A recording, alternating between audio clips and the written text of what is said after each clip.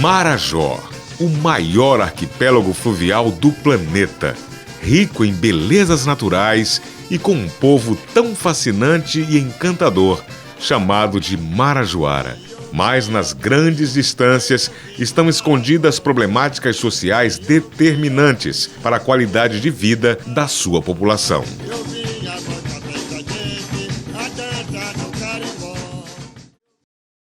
Ao mesmo tempo que nós festejamos as belezas do Marajó, mas a geografia também propicia um certo afastamento em relação a serviços e à população. E isso, é lógico, impacta ainda negativamente nas diversas temáticas. E eu diria com uma incidência maior quando falamos de violação de direitos. Na minha vivência de filha do Marajó, eu percebo que uma boa parte da população tem um nível socioeconômico muito precário, poucos projetos de geração de renda, poucas opções de sobrevivência, e as crianças e adolescentes numa situação de vulnerabilidade muito grande, com forte índice de alcoolismo. Então é um contexto marcado por uma miséria muito grande. Então, para mim, o fator da desigualdade social é um fator sério a ser considerado e relevado na nossa reflexão e na nossa luta por justiça para essa região. Os direitos da infância e da adolescência devem ser olhados com muito cuidado no contexto do Marajó. Uma das piores formas de violência frequente nesse território é a violência sexual. A violência sexual, ela vem de uma forma avassaladora. Quando a criança, na sua ingenuidade, ela nem tem ideia do que é um toque, do que é uma manipulação dos órgãos sexuais. E os adultos parece que têm isso como uma coisa natural. Violência sexual é relação de poder, poder econômico, o poder de convencimento, que aquela criança ela não tem noção. Eu vou te dar uma boneca, eu tenho dinheiro, eu posso ajudar a tua família. Esse abusador, gente, ele tem um controle psicológico da família muito grande. Geralmente a família sabe da coisa, só que ela é muito temerosa, porque ele ameaça demais. E uma criança que é tratada de alguma maneira de forma desrespeitosa, se tocam nela de maneira desrespeitosa, se ela é exposta a determinadas imagens que não são adequadas à idade dela, né? Eu acho que tudo isso se configuram formas de violência contra essas crianças. São vários os tipos de violência sexual cometidos. Abuso intrafamiliar, cometido por pessoas da família, como pai, mãe, padrastos, irmãos, tios e avós. Abuso extrafamiliar, cometido por pessoas de fora da família, como vizinhos, professores, conhecidos e outros. Essas violências demonstram total desrespeito à condição da criança e do adolescente como um sujeito em desenvolvimento. Já acompanhei psicólogas em discussão que o avô dizia: eu não posso ser o primeiro. E o homem disse assim: e com quantos anos é que a gente pode usar as meninas? Aí diz assim: mas não foi ela que estava tomando banho nua no rio e se oferecendo? Responsabilizando, querendo jogar responsabilidade para a criança. Que muitas vezes, devido a essa questão do isolamento, eles mantêm relação com a filha como se fosse a mulher dele. Só que a criança, ela só tem 8 anos. Por exemplo, a gente vê muito aqui homens de 60 anos com meninas de 14 anos. Outra forma de violência sexual ainda presente no Marajó é a exploração sexual, que ocorre quando há comercialização do corpo da criança ou adolescente para fins sexuais. Essa lamentável realidade tem ocorrido nos portos, boates, áreas comerciais, balneários e comunidades rurais mais afastadas dentro do arquipélago do Marajó. A exploração, como é uma região muito pobre, os próprios pais se aproveitam das crianças. A exploração sexual ela está incluída na lista TIP das piores formas de trabalho infantil, que foi instituído pelo Decreto Presidencial 6481 de 2008. Primeiro, ela é considerada trabalho até porque existe uma contraprestação, né? É oferecido um serviço e alguém compra esse serviço. Então, nós chamamos de exploração sexual diferente do abuso sexual por conta dessa questão, especificamente, e considera trabalho por conta disso. Além do que, ela é considerada uma das piores formas porque ela agride a criança e adolescente na perspectiva de que, como a criança e adolescente ela está em formação biológica, psicológica e sexual, ela ainda não tem maturidade para entender e nem maturidade física, né?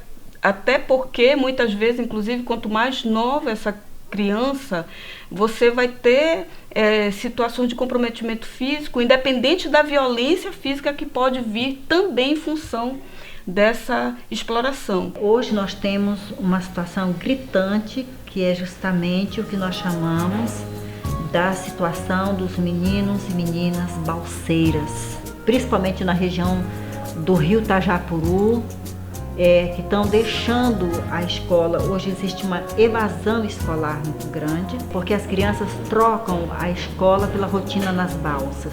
Existem as próprias crianças e as próprias adolescentes que com sua rabeta ou a gaveta do papai se aproximam das balsas. Uma senhora do Rio Tajapuru levava na rabeta uma menina, criança de 8 anos.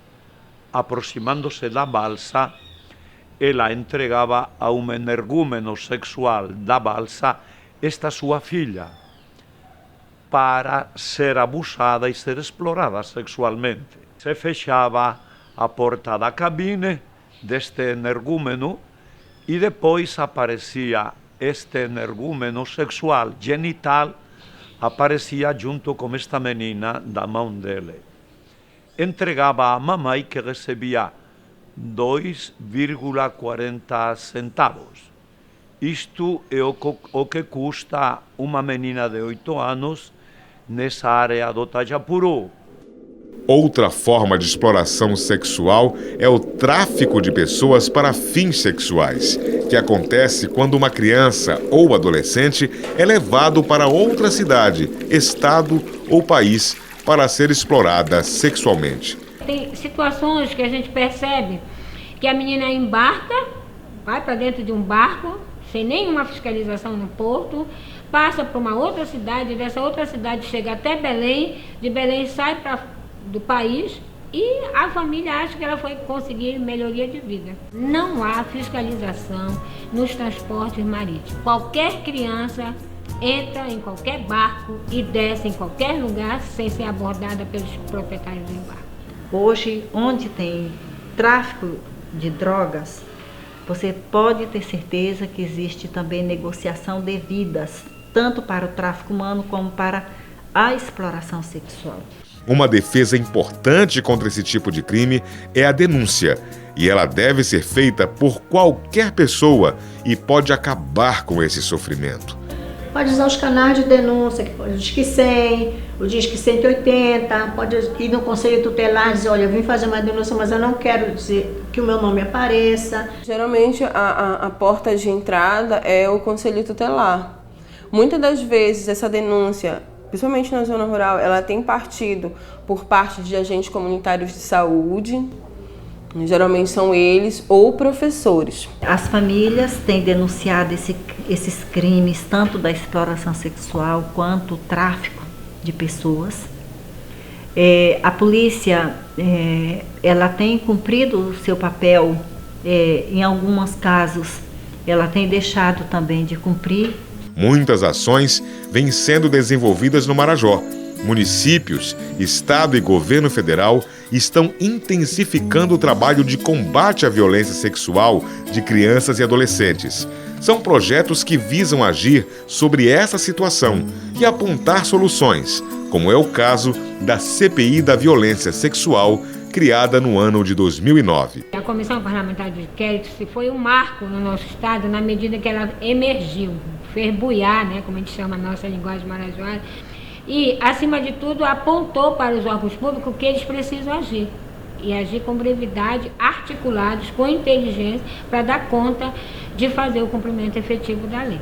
O governo do estado tem atuado lá, né? Tem levado barcos com equipes inteiras para a produção de documentos, a questão de subnotificação de registro civil também, que é um problema bastante grave lá. Tem feito uma série de ações no sentido de qualificar e capacitar técnicos e gestores. Hoje nós podemos dizer que nós tivemos alguns avanços, né? Nós não podemos negar que hoje nós temos, por exemplo, o segundo plano de enfrentamento do tráfico de pessoas a nível de estado. Nós temos o plano de enfrentamento da violência sexual, o que tem ajudado e que tem envolvido todas as competências, mas é necessário pensar que ainda existem alguns entraves que precisam serem superados. Esses entraves são muitos, porém, devemos trabalhar para ultrapassá-los. Existem localidades em que o deslocamento dura dias de viagens de barco. Esse distanciamento deixa crianças e adolescentes numa situação de vulnerabilidade maior do que de outras regiões do estado. Eu entendo também que os municípios hoje, por todo um cenário que é posto, porque tudo acontece no município, ele se vê muitas vezes à mercê e com inúmeras dificuldades de superar as suas dificuldades, que são não somente do município, são do estado e são de uma nação. A gente faz todo o procedimento, a gente vai e busca, sempre tem algo que não é flagrante ou que não é verdade. E aí soltam a pessoa que está violando o direito. O exame sexológico forense, ele é feito por clínico geral em breve. E geralmente isso só é detectado se o ímã estiver rompido. E aí a gente não tem um perito nessa área.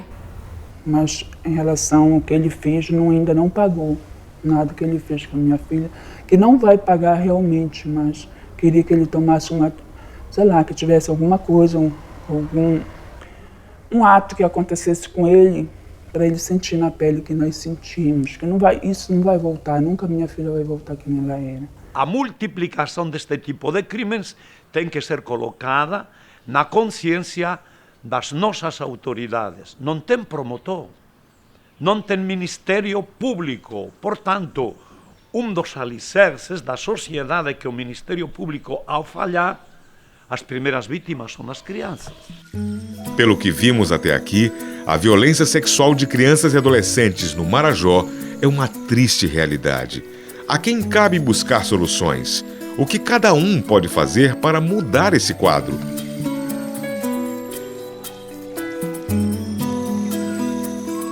Eu costumo falar que quando a nossa rede local lá não funciona, a gente tem o estado, a gente tem que correr, procurar a rede estadual. Eu sempre falo para as mulheres, gente, não deu certo aqui, tem um comitê estadual, tem um comitê nacional, é rede. Nós trabalhamos a prevenção, onde é abordado de forma muitas vezes lúdicas, através de teatros de fantoches, através de vídeos educativos, para estar repassando para essas crianças. Trabalhamos também com as famílias, né? Essa questão da prevenção, né? Do cuidado que os pais devem tomar, né?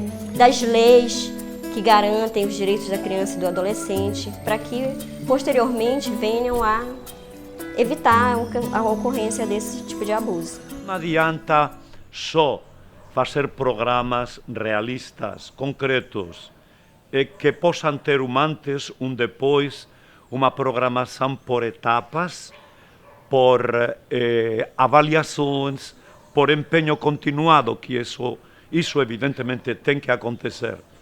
Se não existe a reconstrução do próprio ser humano, o qual unicamente pode acontecer pela reconstrução ética, moral da sociedade, e a sociedade paraense e brasileira e marajoara somos os homens e as mulheres que as constituímos, não tem como enfrentar esta problemática. Eu não fiquei acomodado pela minha filha, de eu saber. E até hoje, aonde quer que seja, eu quero ir, eu quero falar, eu quero justiça. Que não fique incomodada ali, que não se acomode, que denuncie, que corra atrás, que denuncie mesmo, que essas pessoas paguem pelo que elas fazem. E para elas saberem e não fazer ele cometer um ato desse. O que nós queremos, na verdade, é que a justiça do nosso estado do Pará, ela possa ter uma preocupação maior. Porque senão nós vamos passar o tempo inteiro falando a mesma coisa e nós vamos ter o tempo inteiro vidas sendo roubadas, negadas, destruídas e nós não temos sequer a aplicação da lei que possa garantir que esses criminosos possam pagar pelo que devem. Mas a questão central é essa: como fazer com que esses municípios entendam a importância, né, desses conselhos funcionando de maneira adequada e plena, em diálogo com as câmaras municipais na construção e monitoramento das políticas. Teria que ser interesse de todos os políticos ter essa transparência e a garantia, né, de que o dinheiro está sendo usado de maneira adequada, de que as políticas estão sendo implementadas e de que o dinheiro está sendo bem aplicado. Para o município que, enquanto algumas normativas demandam uma execução mais direta das ações, é onde nós temos que estar juntos para estar de uma forma parceira, auxiliando, seja nas ações de capacitação, nas ações de estar junto com o município, junto às outras esferas, na conversa inclusive com o Judiciário e com o Ministério Público. O desafio ele é permanente e deve ser vencido de forma coletivamente, né? Que nós possamos estar pensando de que forma os diversos atores que estão na vivência, sejam como corresponsáveis de um processo, poder estarem apresentando propostas que venham ao encontro desse contexto, desse cenário que hoje está posto para o Marajó. Então agora, convocamos todos a entrarem nessa luta pelos direitos de crianças e adolescentes marajoaras. Para acabar com a violência sexual, é preciso ter a consciência de que o trabalho em rede deve funcionar, trazendo para a luta o poder público e a sociedade civil. Juntos, poderemos garantir o direito a uma infância e adolescência digna e feliz na Ilha do Marajó. Eu vinha, mas até que a gente, a dança do